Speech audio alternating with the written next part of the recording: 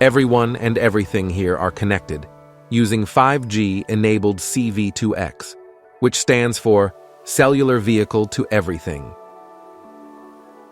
CV2X helps prevent collisions between cars, cyclists, and pedestrians by allowing vehicles to share real-time information with their surroundings.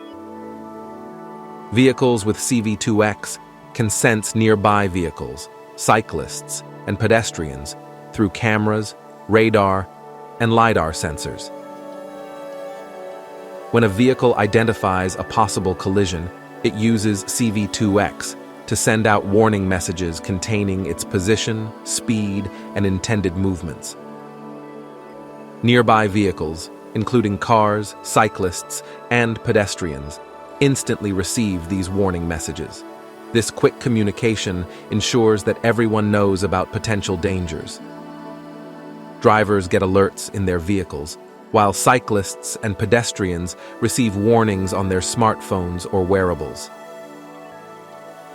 Some vehicles with advanced driver assistance systems can even react to these warnings to help avoid collisions. By improving communication between vehicles, cyclists, and pedestrians, CV2X significantly reduces the risk of collisions and improves road safety. The success of CV2X in preventing collisions depends on many people using the technology.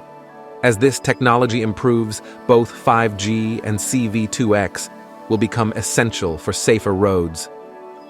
Toronto-based BeWhere and their partners Bell and Western University Canada are trialing CV2X on a university campus, a collaboration designed to reduce accidents and fatalities at intersections for bike-share users.